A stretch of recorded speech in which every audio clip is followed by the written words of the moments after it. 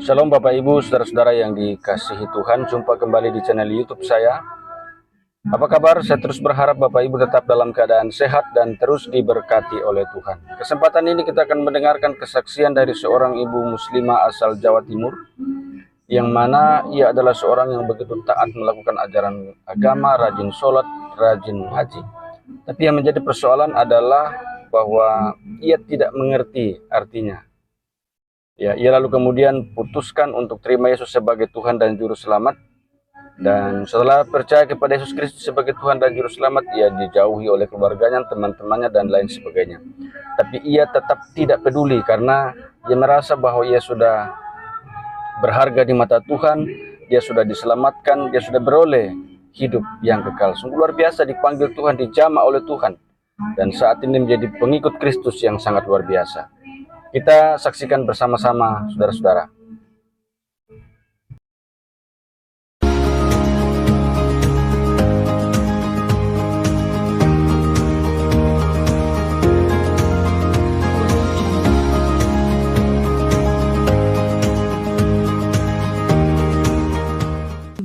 Salam semuanya, nama saya Sri Wulandari, umur saya 62 tahun, asli Jawa Timur. Saya dari kecil memang Muslim. Yang saya jalanin sampai berumah tangga ini, saya pikir kok nggak ada kemajuan gitu, nggak ada perubahan. Dan yang saya jalanin ini kok gimana ya, nggak ada ketenangan sampai saya hidup sendiri sama cucu 4 tahun, nggak ada inian. Saya pindah ke sebelah nih ya, kira-kira 6 bulanan. Terus ya sedikit-sedikit juga kok ada sukacita, terus berkat juga ada karena saya juga ikut diaken. Saya hidup berdua sama cucu. Saya apa aja sekarang saya jalanin. Ikut masak diaken, ya cuci gosok, apapun saya lakonin. Tapi yang saya jalanin ini kok beda sama yang sudah itu gitu. Bahwa saya pikir saya ngaji, sholat, tapi saya nggak ngerti, sama sekali nggak ngerti artinya apa, dalamnya apa, tujuannya kemana, saya nggak tahu. Terus dalam hati saya, kok saya jalanin tapi saya nggak ngerti artinya, terus menujunya kemana, ragu-ragu.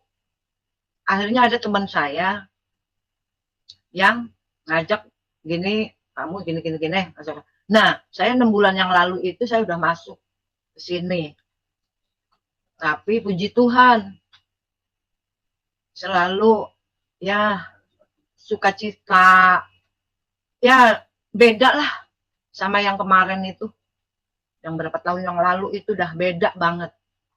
Sekarang saya ya sehat, yang tadinya juga, aduh saya udah pasrah tadinya. Sakit, punya penyakit, asam gula apa aja. Tapi pas saya kesini, puji Tuhan, sampai sekarang saya sehat, bisa ngasih makan cucu, jajannya apa, walaupun sedikit tapi puji Tuhan dapet gitu. Sedikit mujizat ada, pemasukan ada, kamu harus gini-gini. Memang setelah 6 bulan yang saya jalanin itu, hati saya, oh ini tempat saya, ini yang saya ikuti, yang sebenar-benarnya. Saya dalam hati berjanji, saya tidak akan berubah lagi sampai saya jadi, sekarang ini kan saya jadi pengikut anak Tuhan, anak Yesus. Walaupun saya udah seumur ini, mungkin saya belum terlambat mudah-mudahan saya yakin belum terlambat untuk mengikuti Tuhan Yesus dan Roh Kudus. Terus setelah itu memang sih pokoknya jauh deh saya yang ngikutin sekarang. Saya sekarang mantep hati saya, benar-benar nyata yang saya jalani ini itu benar-benar mantep yang udah saya jalanin.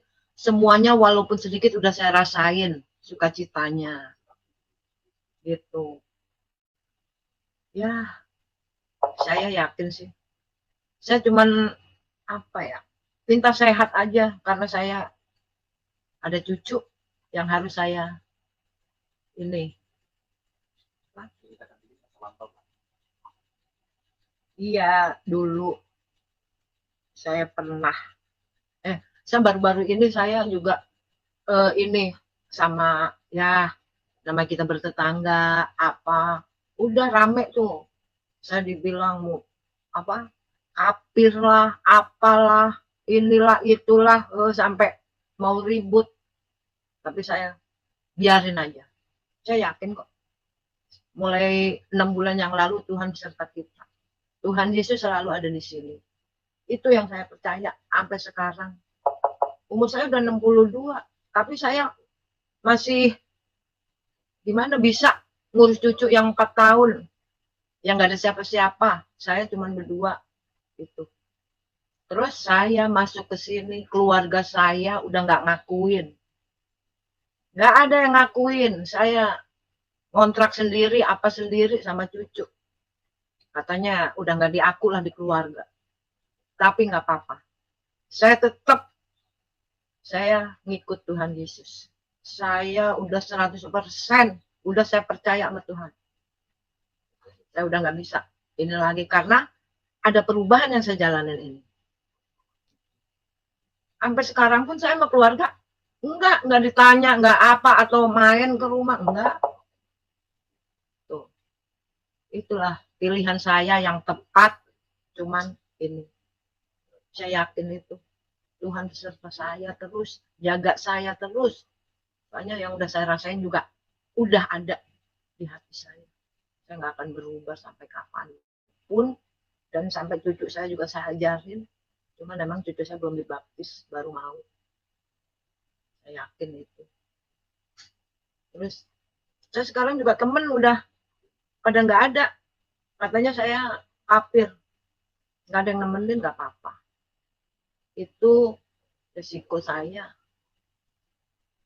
tapi hiburan ada suka ada karena saya bantuin masak di Aken tuh ya pekerjaan apa aja yang penting Tuhan memberkati udah itu aja ya cuman segitu sih ini nyata saya kisah nyata saya yang tidak direkayasa nyata dari kecil ya biasalah muslim tapi nggak ada kemajuan ya udah saya sampai sekarang ini ya udah saya rasain sekarang saya suka cita gitu ya habis mau bagaimana lagi emang saya udah satu pilihan dan tidak pernah berubah cuman Tuhan Yesus yang saya ikuti saya sudah dibuang di keluarga saya udah nggak punya siapa-siapa cuman saya hidup sama cucu saya udah nggak diakuin sama keluarga kedua teman saya udah menjauh dibilang saya kafir bilang udahlah pokoknya udah jauh tapi masih karena Tuhan Yesus ngasih jalan akhirnya saya ketemu yang berdiaken saya diajak masak bersatu di situ itu yang menambah saya tambah sukacitanya tambah damainya ada kekeluargaan itu Pak ya jadi walaupun ibu mengalami tantangan tidak diakui keluarga atau mungkin ada pihak-pihak yang lain yang membenci ibu atau tidak suka kepada ibu namun Ibu Wulan tetap mau mengikut Tuhan ya iya saya tidak pernah berubah saya akan selalu mengikuti Tuhan Yesus dan Roh Kudus amin ya puji Tuhan jadi Ibu bisa cerita sedikit apa yang membuat Ibu begitu yakin bahwa Tuhan Yesus itu adalah Tuhan Dari mana Ibu bisa menjadi begitu yakin bahwa Tuhan Yesus itu adalah Tuhan? Ya. Tuhan Yesus itu Tuhan yang menebus semua dosa manusia, itu saya percaya. Terus dia untuk pengadilan kita terakhir aja Nabi Isa. Itu saya yang percaya ya, dari YouTube ini itu akhirnya saya kan bisa mengertikan, jadi tahu juga artinya bahwa Tuhan Yesus itu bisa menghidupkan orang yang sudah mati, penyakit langsung ini sembuh. Amin. Itu yakin saya, itu emang Tuhan Yesus satu-satunya Tuhan. Amin. Iya. Coba sebelum saya ke sini jauh berbeda. Dulu yang ada pikiran kayak stres lah gitu. Tapi puji Tuhan sekarang saya udah ada kedamaian, sukacita, sama teman-teman yang baru, diajak diaken, diajak ya sukacita di keluarga itulah. Jadi saya udah nggak peduli sama yang, tetap saya tidak berubah, hanya satu, Tuhan Yesus. Gitu. Haleluya. Ya, gitu. Ibu selama ikut Tuhan Yesus tentunya pasti banyak mengalami mujizat. Kira-kira Ibu bisa ceritakan mujizat-mujizat apa saja yang pernah Ibu alami di dalam hidup ini? 1-2 saja, Bu. Kira-kira mujizatnya apa saja yang Ibu bisa ceritakan kepada teman-teman sebagai bukti bahwa bahwa Ibu tidak salah mempercayai Tuhan, karena Tuhan Yesus itu adalah pembuat mujizat. Silakan, Ibu. Iya, saya dapat mujizat dari Tuhan itu. Pernah mujizat dari Tuhan, walaupun sedikit tapi ada mujizat ya, sepertinya yang tadinya saya terpuruk bisa langsung bangkit secara tidak sadar. Oh iya, lama-lama kok yang saya ikutin ini enak gitu, nggak kayak yang udah ya selalu terpuruk, stres. Berarti kan mujizat datang dari Tuhan Yesus untuk kita, untuk saya nih yang sendiri cuman hidup sama cucu. Tuhan kayaknya nih emang bener apa enggak ya, selalu ngikutin aja, kebayang ngikutin terus. Kayaknya saya bener-bener dijaga. Tuh mujizat dari Tuhan. Gitu, Pak. Ya, luar biasa ya. Jadi teman-teman, bagaimana Ibu Wulan ini, jadi di samping sukacita, damai, dan ada satu rasa di dalam hati yang tidak bisa dipungkiri atau tidak bisa disangka, karena itu dialami langsung oleh beliau. Jadi ada damai, ada sukacita yang berbeda apa yang dialami oleh Ibu Wulan dengan sebelum dia mengenal Tuhan Yesus. Nah, inilah sebuah kesaksian bagaimana dia sekarang menjadi orang yang percaya kepada Tuhan Yesus dan juga mengalami mujizat-mujizat. Memang perlu sekali untuk kita mengalami hal-hal yang berkaitan dengan yang kita sembah. Karena seperti yang saya berulang-ulang katakan, bahwa Tuhan itu gampang untuk dikenali atau gampang untuk dipahami, ya, karena dari hakikatnya saja kita bisa berjumpa dengan Tuhan yang benar. Karena Tuhan yang benar itu, yang pertama, dia maha baik, dia maha kasih, dia maha sempurna, dia sangat mengasihi manusia. Makanya saya katakan bahwa Tuhan Yesus itu tidak sekelas manusia, tidak sekelas nabi, ataupun tidak sekelas rasul. Karena kalau dia hanya sekelas nabi, berarti dia hanya manusia yang memiliki jawatan nabi. Tapi kalau Tuhan Yesus, Tuhan yang menciptakan manusia dan kuasanya yang begitu besar sehingga dia menjadi manusia. Dia bisa menjadi apa saja karena dia bisa membuat segala sesuatu menjadi mungkin. Dan kenapa dia menjadi manusia? Karena dia mengasihi manusia. Dia ingin supaya manusia masuk surga. Dia ingin ada di antara manusia untuk membebaskan manusia dari tangan setan. Nah, inilah yang terjadi dengan kehidupan Ibu Wulan, bagaimana luar biasa karya Tuhan di dalam kehidupannya. Nah, kira-kira komitmen apa yang Ibu bisa berikan kepada Tuhan, karena ikut Tuhan itu tidak mudah, Ibu. Bisa muncul tantangan yang lebih berat, atau salib kita harus pikul, ya. Bahkan mungkin ikut Tuhan Yesus bisa satu ketika kita harus berkorban nyawa. Artinya karena dunia tidak bisa menerima kita, dunia membenci kita, maka dunia akan memakai orang-orang yang dengan kebencian yang luar biasa. Mereka akan menganiaya kita, mereka akan melakukan hal-hal yang kita tidak inginkan. Kira-kira komitmen apa yang Ibu bisa berikan kepada Tuhan kalau seandainya tekanan atau aniaya itu terjadi di dalam hidup Ibu? Apakah Ibu akan mundur dari Tuhan atau Ibu tetap ikut Tuhan Yesus? Bagaimana Ibu Wulan? Saya tetap ngikut Tuhan Yesus dan tidak pernah berubah. Walaupun apa yang terjadi sampai saya pun mati, itu saya yakin nggak bakalan berubah saya. Udah tentram di sini hati saya. Luar biasa ya. Berubah. Tidak pernah berubah Tuhan Yesus. Seperti saya tidak pernah berubah pengikut Tuhan Yesus sampai selama-lamanya. Iya. Berarti Tuhan Yesus itu harga mati ya, Bu? Kenapa?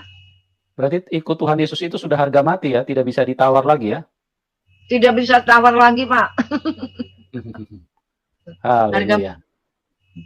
Ya, jadi teman-teman memang beginilah orang yang mengalami Tuhan itu berbeda. Artinya dari pengalaman hidup yang dirasakan membuat seseorang mampu berkata bahwa Tuhan Yesus itu harga mati.